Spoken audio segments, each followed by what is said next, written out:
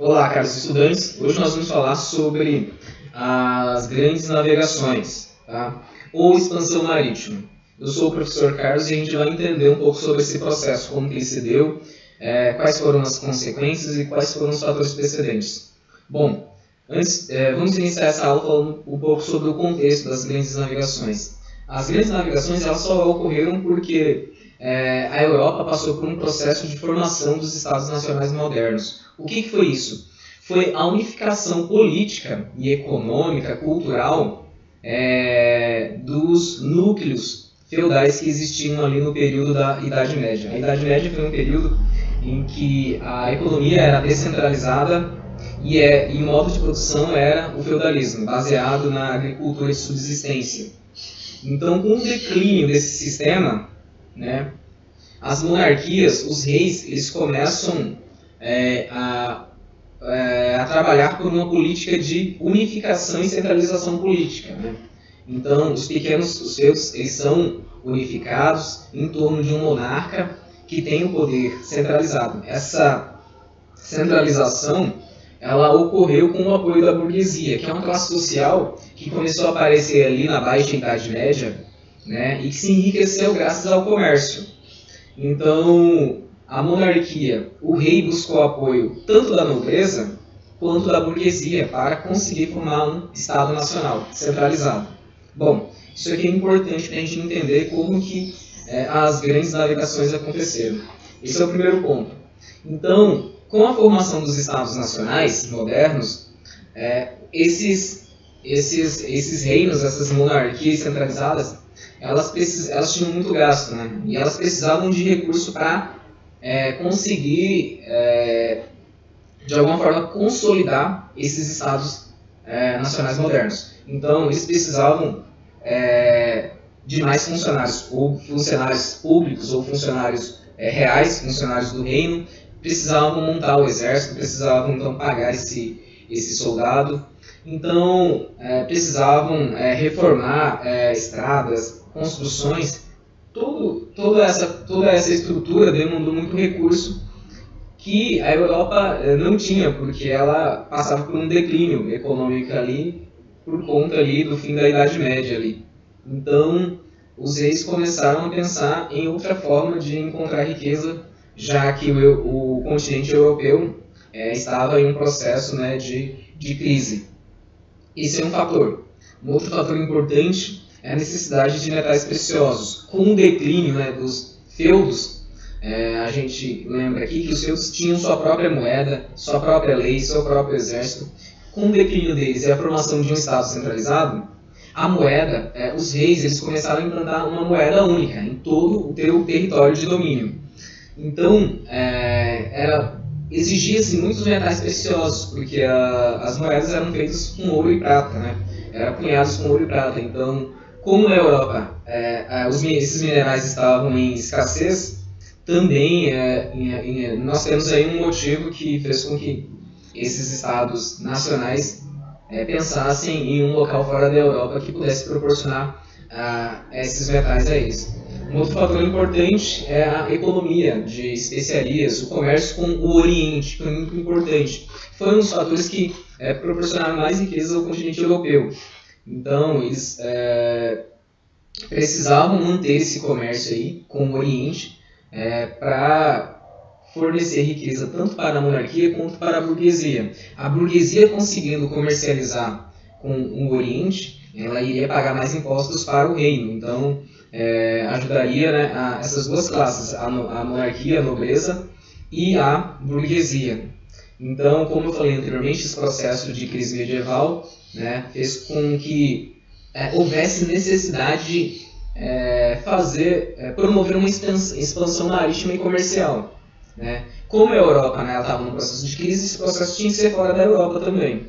Então, um outro fator aí que contribuiu para as grandes navegações. Bom, os povos árabes aqui também é importante, foi um ponto importante, porque os povos árabes, eles compravam os produtos orientais, né, as especiarias, artigos de luxo, porcelana chinesa, tapetes persas, pérolas japonesas. Os árabes compravam esses produtos e revendiam para os italianos, principalmente genoveses e venezianos.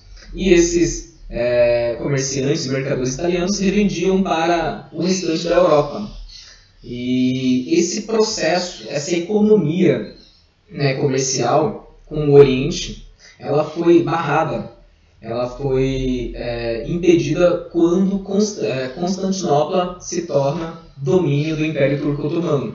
Em 1453, né, o Império Turco-Otomano consegue dominar o Império Romano do Oriente, né, no qual a capital era Constantinopla. Quando ocorre esse domínio, essa economia com o Oriente ela é barrada, né? Então, o que ocorria depois desse processo, depois desse domínio do Império Turco-Otomano? Esses mercadores italianos e italianos que foram principalmente genoveses e venezianos, eles compravam esses produtos quando o Império Turco-Otomano permitia, né? Então eles tinham que pagar pelos produtos, né, aos árabes. Além disso, eles tinham que pagar uma sobretaxa ao Império Turco-Otomano, o que tornava esse comércio inviável, muito caro. Então, quando os italianos iam revender para o restante da Europa, era muito difícil de comprar porque era um produto muito caro. Então, compensava mais encontrar um outro caminho para se chegar à Índia, que não é aquele que foi barrado pelo Império Turco-Otomano. Tá?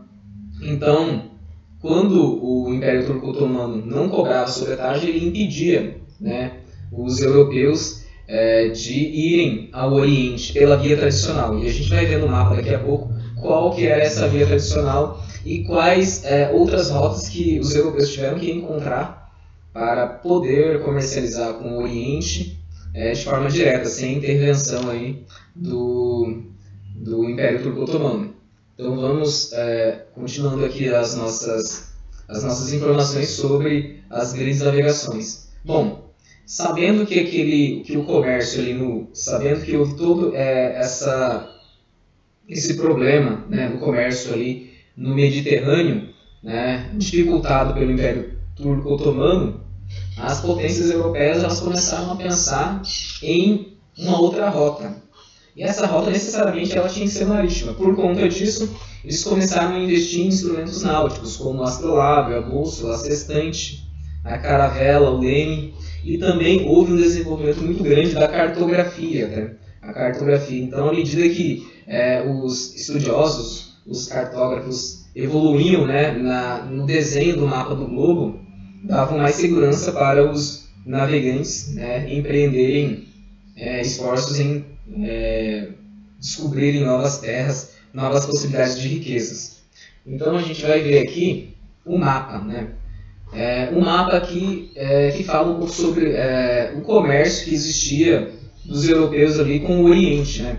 Esse comércio ele era bastante pujante ali na Baixa Idade Média. Então percebemos aqui que em azul nós temos aqui a rota terrestre, né? Os europeus eles passavam por aqui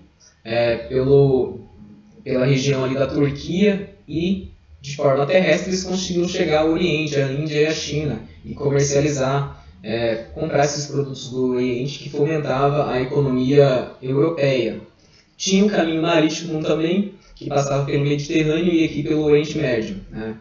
Por essa região aqui, em vermelho, eles também conseguiam manter esse comércio. Isso fomentava a economia europeia. Porém, né, com o domínio turco-otomano sobre essa região, o comércio europeu ele ficou limitado. E a gente vai ver isso na próxima imagem. Né? Com o domínio turco-otomano, o comércio europeu ele se restringiu ao mar Mediterrâneo, ao mar Negro, aqui ao mar do Norte, ao mar Báltico, e aqui a costa do Atlântico. Né? E aí chegou um ponto que, devido à inviabilidade de haver comércio de especiarias por meio tradicional, porque ou era impedido pelo Império Turco-Otomano ou era sobretaxado por ele, e devido também às crises que existiam na Europa, terras inférteis e o esgotamento de metais preciosos, os europeus começaram a pensar em outras rotas, né, que não a tradicional para poderem fomentar a sua economia, conseguir divisas, conseguir riqueza. Então a gente vai entender um pouco como esse processo se deu.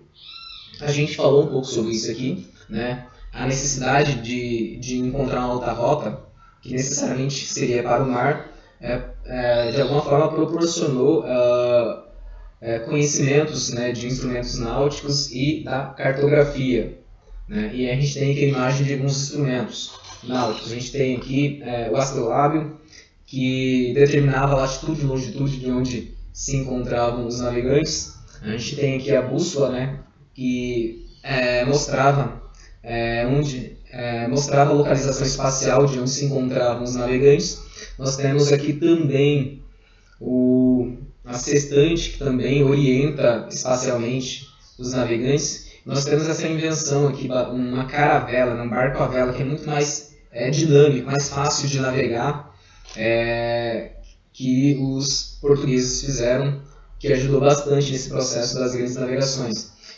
Temos aqui também o leme, que também foi um fator importante que deu autonomia e dinamicidade aos barcos, né? Permitia controlar o barco melhor. Ou seja, todos esses instrumentos deram maior segurança para que os navegantes ou os navegadores conseguissem, né, atravessar o Oceano Atlântico em busca do desconhecido. Então, a gente vai falar um pouco aqui sobre esse contato com o Oriente, que eu falei anteriormente, né? Era feito pela via tradicional, ali pelo mar Mediterrâneo. E um fator importante também aqui, né, nesse processo, é a euforia do moderno versus o medo medieval. Apesar de, no final, na Baixa Idade Média ali, a Europa passar por um processo de renascimento humanístico, de valorização do racionalismo, do cientificismo, e de haver um declínio, né, dos ideais da Igreja Católica em tentar entender a realidade, ainda temos ali muitos resquícios medievais, né? O homem daquele tempo tinha medo de atravessar o mar, o Oceano Atlântico, porque acreditava que ali tinha animais marinhos, ou que chegaria em um ponto em que os barcos iriam cair num abismo. Então existia esses medos. Existia também a euforia do moderno, por exemplo, porque a gente passou por um processo de cruzadas em que o homem daquele tempo também tinha muita curiosidade e muita vontade de aventuras, de conhecer o desconhecido, de tentar buscar novos projetos, né? Então essa dualidade aqui também de alguma forma fomentou. Isso enfatiza e mostra pra gente que a expansão marítima, as grandes navegações, não tiveram só motivações econômicas, elas tiveram motivações também pessoais, né, de conhecer o desconhecido, de tentar construir fama, né? Tudo isso houve naquele processo ali, ademais de existir um pouco de medo e tal, de atravessar aquela região. O mar, na verdade, o Oceano Atlântico era até conhecido como Mar Tenebroso, Mar Desconhecido, né? Tanto era o medo e as suspeições que alguns homens daquele período tinham sobre o Oceano Atlântico. A gente continua aqui as nossas discussões sobre esse assunto, falando um pouco aqui sobre o título Viagens Marítimas, um projeto europeu, né? Então, as viagens marítimas foi um projeto totalmente europeu, que teve como ponto de partida ali a centralização política, né? A formação dos Estados Nacionais modernos, né? E esse processo de centralização política, ele determinou a necessidade, né, da formação de uma burocracia, funcionários, soldados, como eu havia falado anteriormente, né? O fato de haver uma crise, um esgotamento ali de terras férteis e de metais preciosos ali na região da Europa também fomentou essa conquista, né, dos mares. Além disso, a população europeia ela crescia bastante, né? E precisava se encontrar outras terras produtivas para poder alimentar essa população crescente, já que a Europa passava por um processo de crise econômica e terras pouco férteis que pudessem dar conta de alimentar toda essa população que crescia. Além disso, a Igreja Católica teve um papel importante nesse processo, porque ela viu nas conquistas marítimas, nas grandes navegações, uma forma de se utilizar da política da contra-reforma, de conquistar novos fiéis. foi um fator importante também. E a burguesia, né, que estava interessada, que ao financiar essas grandes navegações, ela estava interessada em novos mercados e contrair novos lucros, né, através desse processo de comercialização com outros povos. Então vamos continuando aqui, a gente vai falar um pouco agora sobre o pioneirismo português nesse processo e as suas conquistas, né? Por que Portugal foi o primeiro a empreender as grandes navegações, as conquistas marítimas, né? Então, a gente tem alguns pontos aqui importantes para falar sobre isso. Então, a localização geográfica foi um fator positivo, né? Primeiramente, foi a precoce centralização política, a precoce formação do Estado Nacional Português, né? E com isso, o fortalecimento da burguesia lá em Portugal. Então, Portugal passou por um processo de centralização política muito cedo, no século XII e século XIII. Tinha uma burguesia muito forte, uma burguesia local muito forte. Além disso, a sua localização, né? Todo o reino de Portugal, de então, costeava ali o Oceano Atlântico, e Portugal já tinha experiências marítimas. Além disso, ele tinha um histórico de pescar ali na região ali do Oceano Atlântico. Então, a relação de Portugal com o mar era uma relação muito próxima. Além disso, Portugal sempre foi um país pequeno, e então, assim, um país pequeno sempre está se voltado para o externo. Então, Portugal sempre teve essa relação com o mar muito forte, né?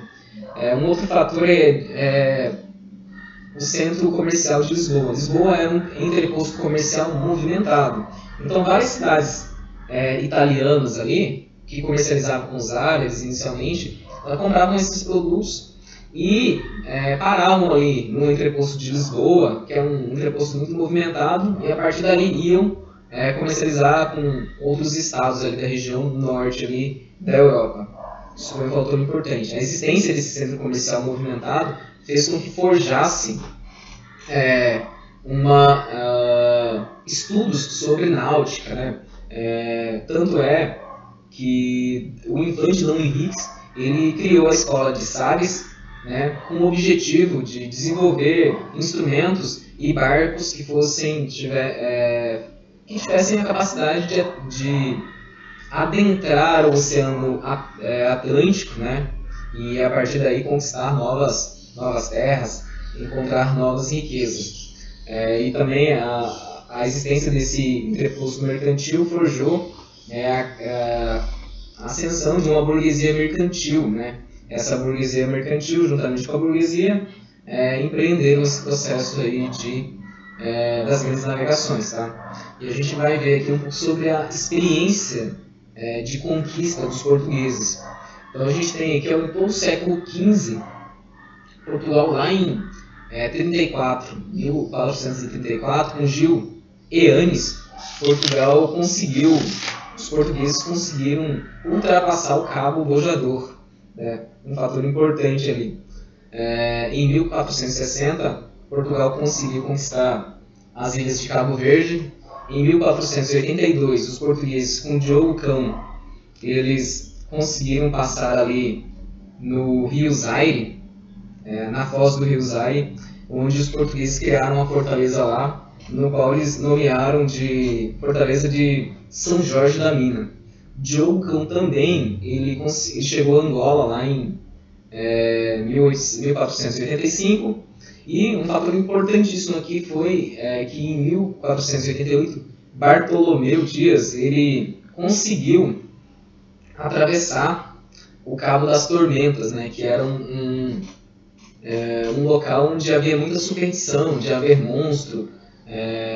Então, quando ele consegue atravessar o Cabo das Tormentas ali, o pensamento se torna mais tranquilo em relação à expansão marítima, às grandes navegações. Posteriormente, foi mudado o nome de Cabo das Tormentas para Cabo da Boa Esperança, né? E a gente tem, em 1498, que foi a data em que Vasco da Gama conseguiu, né, finalmente chegar às Índias, né? Ele chegou em Calicut em 1498. Em 1500, Pedro Álvares Cabral encontra o Brasil, acha o Brasil. Então, o pioneirismo português no processo ali das grandes navegações ocorreu por conta disso, por conta desses fatores, tá? A gente vai ver um pouco aqui uma imagem que consta muitas das conquistas daqui dos portugueses. Então nós vemos aqui é o sul da África, aqui, o Cabo da Boa Esperança. Nós temos aqui a Angola, que foi conquistada por Diogo Cão. A gente tem o Congo aqui, onde também o Diogo Cão ele conseguiu encontrar ali a região do Congo, né, chamado Congo, onde foi construída a fortaleza São Jorge da Mina. Nós temos aqui também a conquista de Celta, né?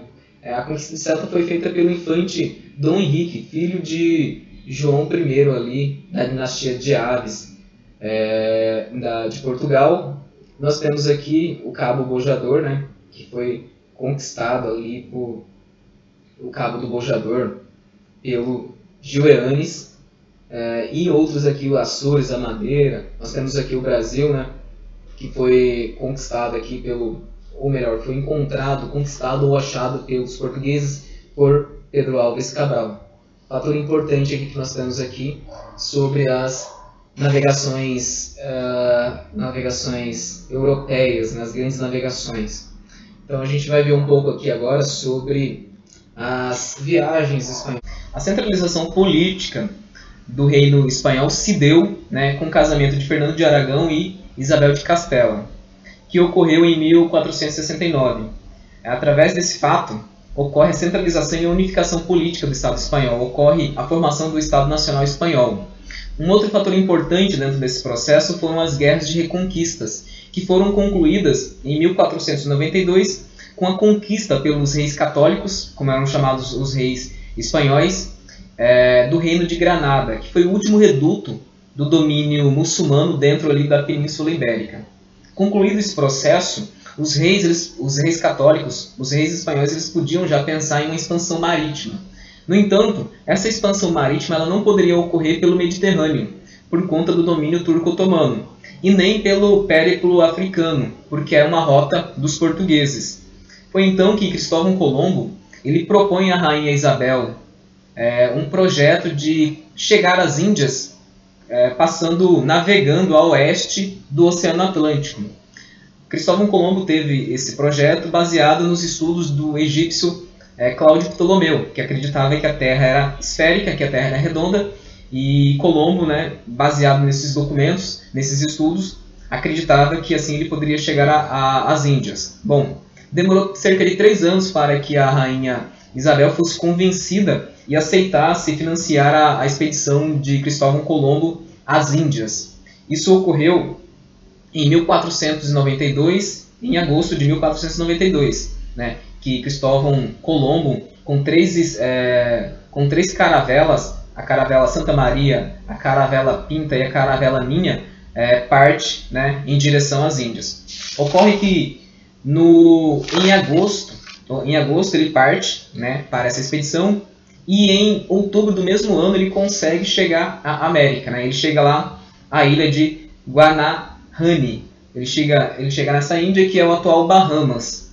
E nessa expedição ele encontra os nativos, ele acredita que realmente está na Ásia, por conta disso ele denomina os nativos de índios. E Cristóvão Colombo faz 4 viagens à América, acreditando que a América é o continente asiático. Foi através de um outro navegador, Américo Vespúcio, que acreditou, né, que foi determinado que ali não era, na verdade, o continente asiático. Américo Vespúcio ele concluiu que aquilo ali era um outro continente, que ficava entre a Europa e a Ásia, né? E ele foi homenageado, por descobrir isso, ele foi homenageado e esse continente foi chamado de América, por conta de ele ter concluído essa informação, de ele ter estabelecido essa informação, ter descoberto isso. Isso foi um fator muito importante também. Então, a Espanha ela consegue ter domínio sobre a América graças a Colombo. E por conta disso, durante o século XVI, a Espanha se torna o maior império europeu, o maior império mundial, né? Porque com essa colonização da América espanhola, ela consegue muitos metais preciosos e muita riqueza, tornando-se, dentro desse século, no século XVI, o maior império do mundo, né? O maior império da Europa. Passado essas informações, a gente vai falar sobre a divisão do mundo, né? Que foi feita ali entre os espanhóis e os portugueses. Então, com esse processo das grandes navegações, que teve o protagonismo inicialmente dos portugueses e posteriormente dos espanhóis, eles que protagonizaram primeiramente esse processo, eles quiseram garantir a posse dessas terras que eles descobriram, não só as terras que eles descobriram, mas também as que eles poderiam descobrir posteriormente. E aí, com o auxílio do Papa Alexandre VI, os portugueses e os espanhóis, em conjunto, né, estabeleceram esse marco jurídico para determinar a eles, e somente a eles, a posse dessas terras. Isso foi feito com o auxílio do Papa, que editou, né, o primeiro documento, que foi a Bula Inter Coetera, que significa entre outros trabalhos. Através desta bula, em 1493, foi determinado que um meridiano, uma linha, né, a 100 léguas de Cabo Verde, e tudo o que estava a leste dessa linha imaginária, desse meridiano, pertenceria aos portugueses. A gente consegue verificar aqui no mapa aqui, que essa primeira linha aqui é a linha referente à Bula Inter Coetera, ou seja, 100 léguas após Cabo Verde, né, foi estabelecida essa linha imaginária. Então tudo que estivesse dentro dessa linha aqui, né, a leste, tudo que estivesse dentro dessa linha aqui, pertenceria, tudo que fosse descoberto de novo, pertenceria ao Reino de Portugal. E tudo que estivesse a oeste, pertenceria à Espanha. Então a gente percebe aqui que a Bula Inter Coetera privilegiou bastante os espanhóis, né, porque praticamente toda a América pertenceria aos espanhóis. Desgostosos, né, os portugueses naturalmente criticaram a determinação desta linha aqui, de 100 léguas. Eles observaram que 100 léguas era muito pouco. Então, por exemplo, Portugal seria detentor de um pedaço muito pequeno aqui da América do Sul, aqui do Brasil, do Nordeste brasileiro, de acordo com a linha estabelecida pela Bula Inter Coetera. Então, os portugueses questionaram isso ao Papa, e, juntamente com os espanhóis, foi realizado também com o auxílio do Papa Alexandre VI, um outro documento, né, que foi o Tratado de Tordesilhas. E assim ele foi chamado porque foi realizado lá na cidade de Tordesilhas, no Reino Espanhol. Então foi determinado que não seria mais a 100 léguas de Cabo Verde, mas a 370 léguas de Cabo Verde. Então tudo isso tudo que estivesse a leste, cerca de 370 léguas depois de Cabo Verde, pertenceria ao Reino de Portugal. Então esta linha aqui contínua, ela estabelece aqui o Tratado de Tordesilhas, no qual tudo que está dentro, a leste aqui, então pertenceria ao Reino de Portugal, e tudo que estivesse a oeste desta linha pertenceria ao Reino Espanhol. Então nós tivemos esses dois documentos importantes aí em relação às grandes navegações. A gente continua os nossos estudos aqui falando um pouco sobre a expansão marítima inglesa, francesa e holandesa. Bom, nós estabelecemos nos conteúdos anteriores que um fator importante e decisivo para que as grandes navegações ocorressem foi a centralização política, né, dos estados nacionais modernos. Como esses estados eles demoraram um pouco mais para haver essa centralização política, né, eles atrasaram um pouco nesse processo de expansão marítima das grandes navegações. A gente vai falar um pouco sobre os ingleses aqui. Bom, a independência aqui, a centralização política dos ingleses e dos franceses, ela ocorreu ali no final do século XIV, ou melhor, no final do século XV. Isso decorreu da Guerra dos 100 Anos ali entre os franceses e os ingleses, né? Por conta disso, esses dois estados eles demoraram um pouco mais a conseguir, né, fazer a centralização política. Bom, E os holandeses, eles conseguiram a independência da Espanha no século XVI, então mais tardiamente ainda. E após, né, ter conseguido essa centralização política, eles estavam livres para promover essa expansão marítima. Bom, vamos falar um pouco sobre os ingleses. Os ingleses, como as rotas a América e a Índia já estavam delimitadas, eles trabalharam muito com a pirataria, né? A pirataria e a corsaria, né?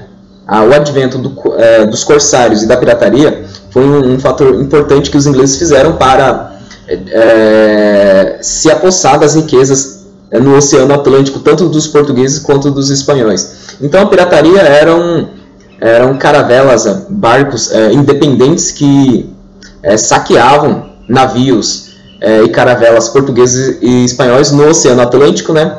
E levavam esses metais preciosos, essa riqueza, para serem comercializados ali na Inglaterra.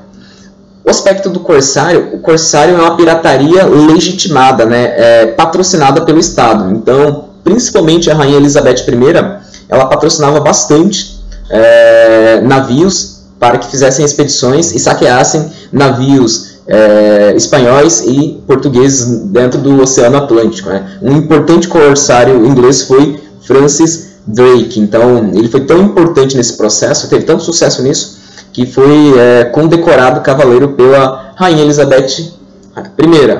Um importante fato ocorrido também em relação a isso foi o fato de Giovanni Caboto, né, um navegante italiano, ele descobriu ali a região da América do Norte, ali do Canadá, né? Ele estava a serviço dos ingleses.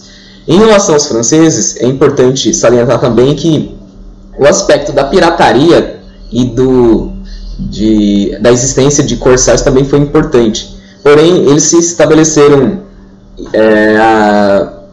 esse saque, a pirataria e a corsaria, mais nas regiões litorâneas ali do Mediterrâneo da costa do Atlântico, né?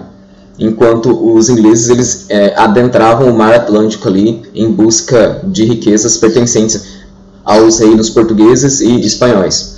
Um outro fator importante foi Giovanni Verrazzano, né? Ele é um italiano também, só que a serviço dos franceses. Eles também descobriu a América do Norte ali, a região do Canadá. E um outro personagem importante dentro desse processo foi o francês Jacques Cartier, né? Jacques Cartier. Ele foi importante porque ele conseguiu chegar ali também à região do Canadá. Tanto é que a região da América do Norte ele foi essencialmente colonizada pelos ingleses e pelos franceses, né? Porque dentro desse processo de navegação eles chegaram lá naquela região ali primeiramente. Bom, para a gente falar dos holandeses, falei sobre a independência que ocorreu no século XVI, né? Independência do Reino Espanhol. Então, após essa independência, os holandeses eles implantaram eles se enriqueceram muito rapidamente e eles tinham uma frota naval também muito forte.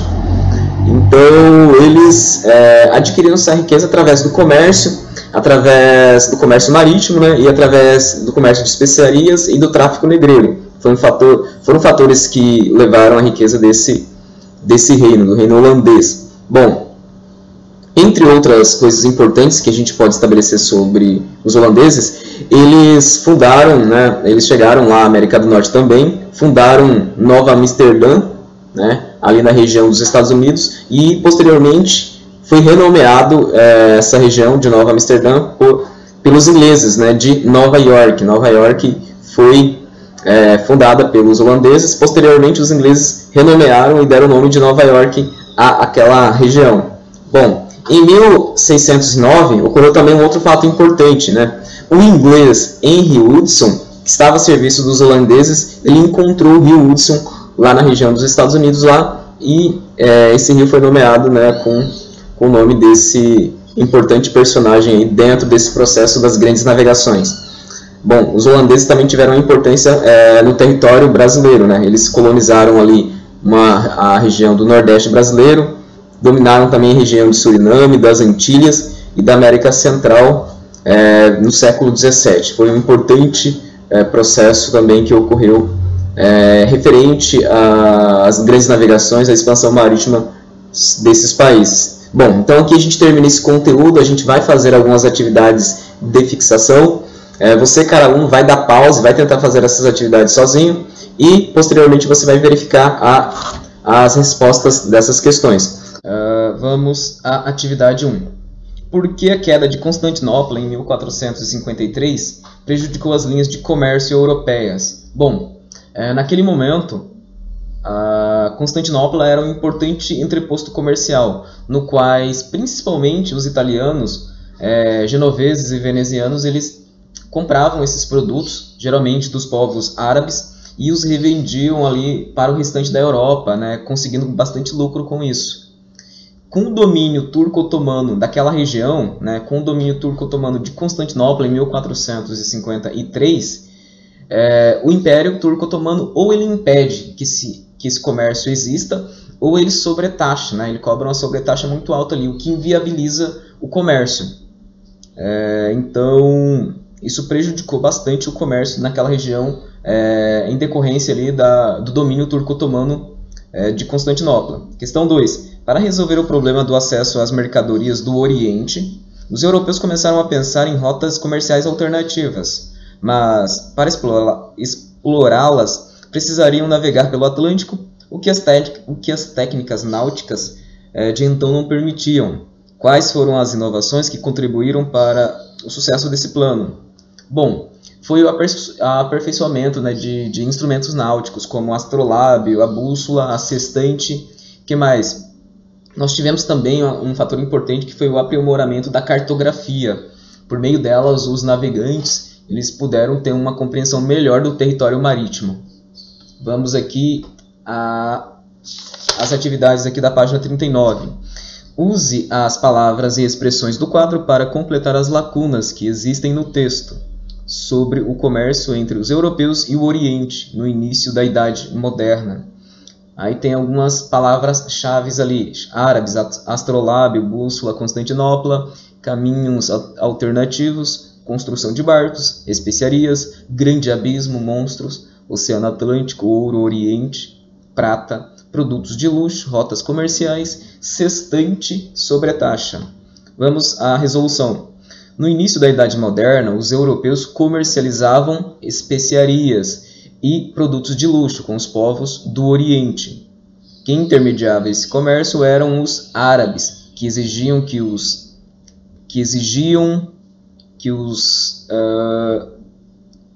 pagamentos fossem feitos em ouro e prata. Com a queda de Constantinopla em 1453, surgiu um problema. Os turco-otomanos começaram a cobrar sobretaxa porque controlavam as rotas comerciais.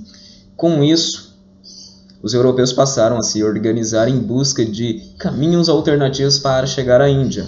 Para isso, empregaram novos conhecimentos técnicos na construção de barcos e instrumentos náuticos, como astrolábio, bússola e sextante. Porém, eles tinham um grande desafio pela frente: navegar pelo Oceano Atlântico, onde acreditavam que poderiam ser engolidos por monstros ou cair em um abismo, em um grande abismo. Bom, vamos à próxima questão. Questão aqui da página 42. Quais fatores levaram os Estados Nacionais modernos a promover viagens marítimas para a época, né? Viagens marítimas arriscadas para a época? Bom, são alguns fatores. A necessidade, né, de conseguir mais recurso para manter os estados nacionais, né, funcionários, cobradores de impostos, juízes, soldados. A necessidade de encontrar riquezas que já haviam se esgotados no continente europeu, por exemplo, metais preciosos para a cunhagem de moedas. Um outro fator importante foi o fato de a população europeia estar crescendo, e como as terras europeias não tinham tanta produtividade, eles precisavam de novas terras para poder garantir o suprimento de alimentos para essa população crescente. Um outro fator importante foi a procura de novos mercados para a burguesia. A burguesia europeia ela tinha muito capital, então ela queria investir esse capital e aí a partir disso enriquecer mais ainda.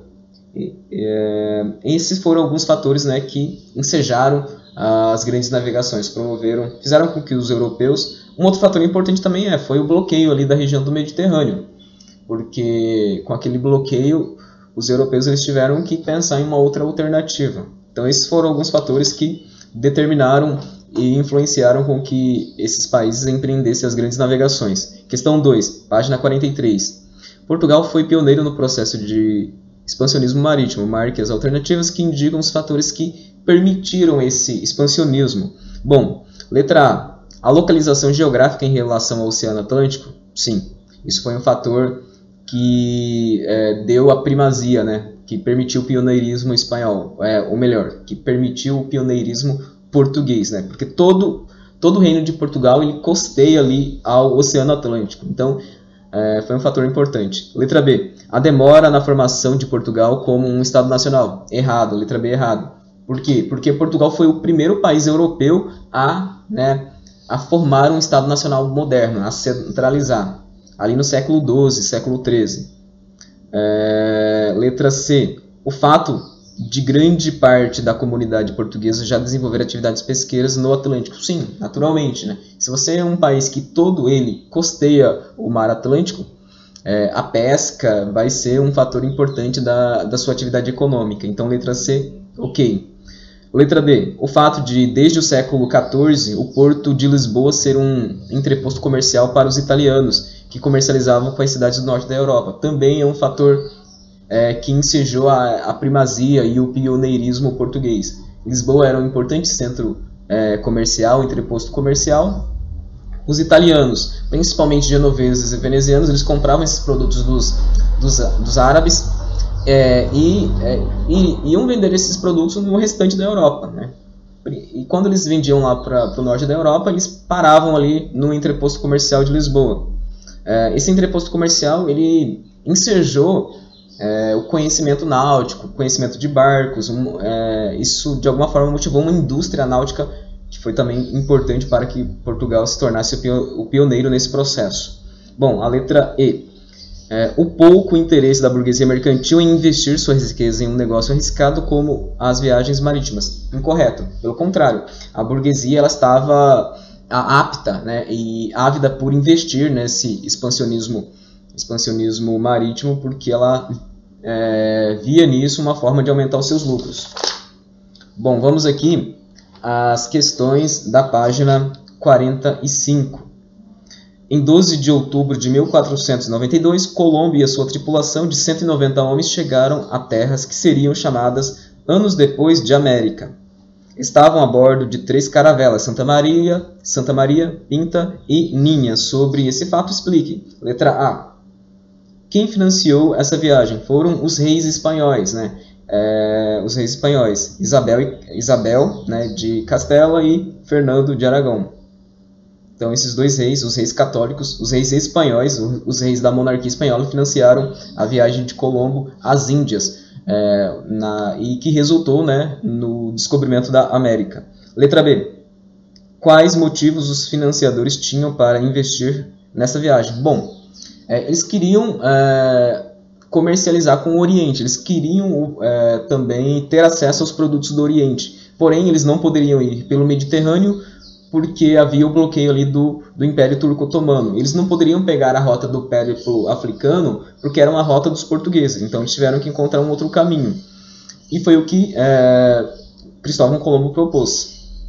Letra C. Quais argumentos Colombo teve para usar para conseguir financiamento para essa viagem? Bom, ele, baseado nos estudos do egípcio Cláudio Ptolomeu, ele argumentou com a rainha Isabel que se ele navegasse a oeste do mar Atlântico, ele chegaria às Índias, porque nesse estudo do Cláudio Ptolomeu, ele argumentava que a Terra era redonda. Nesse momento da história, não era algo construído e categórico de que a Terra era redonda. Então, isso não era algo certo.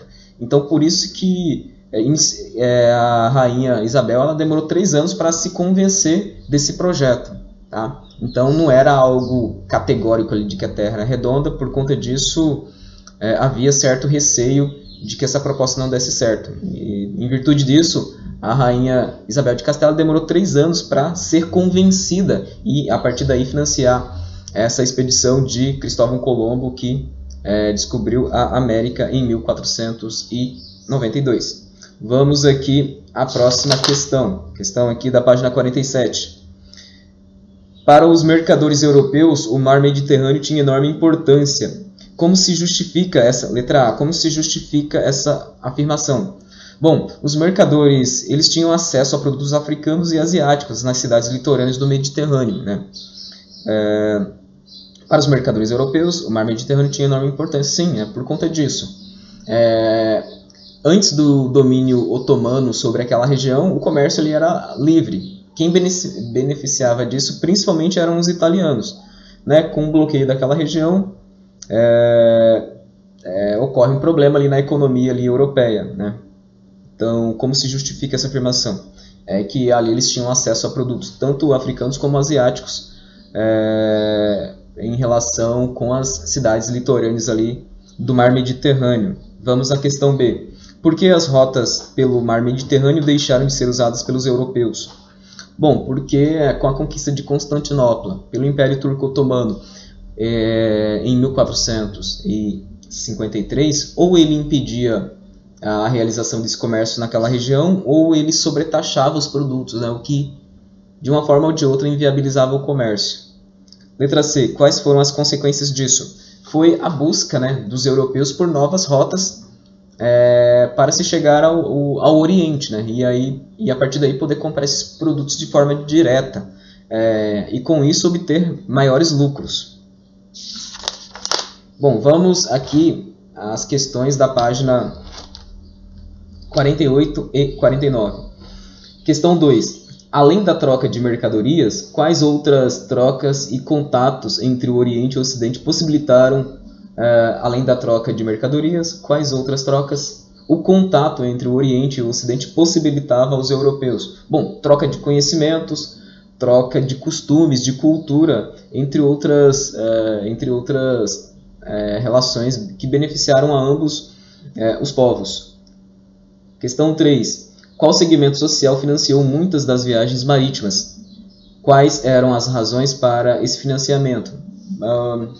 Qual segmento social? Foi a burguesia. A burguesia que financiou essas viagens marítimas. E quais eram as razões? Ela estava interessada em acesso a novos mercados, a matéria-prima, para poder, né, investir o seu capital e, a partir disso, enriquecer mais ainda. Questão 4. Qual era o interesse dos monarcas em promover uma aliança com a burguesia comercial para a realização das viagens marítimas no século XV e XVI? Bom, os reis eles estavam preocupados em consolidar a sua autoridade, né, do seu Estado Nacional, na recente formação do Estado Nacional moderno. Então eles buscavam conquistar território, expansionismo e também novas fontes de riquezas, novas fontes de riquezas para sustentar a burocracia estatal. E a burguesia ela estava interessada em um comércio facilitado, né, em exclusividade comercial e também investir o seu capital para poder assim lucrar mais ainda, né? Porque quando você descobre um local, você pode encontrar riquezas em metais preciosos, você pode encontrar riquezas com relação à agricultura, tudo isso aumenta o poderio dessa classe importante, que foi a classe burguesa. Vamos aqui à questão 5. Qual relação se pode estabelecer entre a centralização do poder político na Europa e a realização de expedições marítimas, né? Bom, os reis absolutos eles necessitavam de capital para manter a sua estrutura burocrática. Foi o que eu falei anteriormente. Soldados, funcionários, juízes, cobradores de impostos, além disso fazer construções, melhorar os portos, melhorar as estradas para facilitar o comércio. Tudo isso demandava recurso que fez com que os reis empreendessem esse expansionismo marítimo, essas grandes navegações, né? Conquistassem outros povos através do Atlântico. Então, a relação que a gente pode estabelecer é a necessidade, né, de conseguir recursos para manter esse Estado Nacional. Vamos à questão 6. Para Portugal, o comércio com o Oriente rendeu grandes lucros no início, mas em pouco tempo a realidade mudou. O que aconteceu? Bom, no início, Portugal começou a conquistar vários territórios. Isso foi importante. Com o tempo, com a conquista de vários territórios, ficou difícil mantê-los, né? Porque você gastava você tinha que construir fortificações, feitorias, tinha que construir mais barcos para monitorar toda aquela região sob o seu domínio, né? E os gastos com essa estrutura fizeram com que os lucros diminuíssem bastante, né? Então, foi bom inicialmente, mas posteriormente isso causou muitos danos financeiros, né? Questão 7. Por que o continente aonde os europeus chegaram com as navegações ultramarinas recebeu o nome de América e não outro que homenageasse a Cristóvão Colombo, né, que foi quem realmente descobriu aquela região? No entanto, ele achava que era as Índias. Bom, um outro navegador chamado Américo Vespúcio, ele concluiu que aquela região descoberta por Cristóvão Colombo não era as Índias, na verdade era um outro continente, né, que separava ali a Europa e a Ásia, né, que ficava entre a Europa e a Ásia. Por conta disso, que o continente foi denominado de América, né, em homenagem a esse navegador que descobriu que ali não era a região das Índias, e sim um novo continente. Então, se tornou o continente americano, né, América, em homenagem a Américo Vespúcio. Vamos à questão 8. O Tratado de Tordesilhas dividiu as terras descobertas e, por descobrir, entre Portugal e Espanha.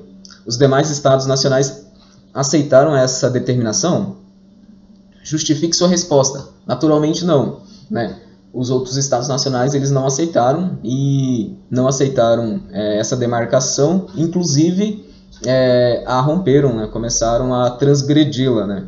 Inclusive o rei da França, Francisco I, ironicamente, ele falou: eu queria descobrir, né, o artigo, a cláusula em que Adão lega ao rei de Portugal e ao rei da Espanha metade do globo, né, metade das terras a ser descobertas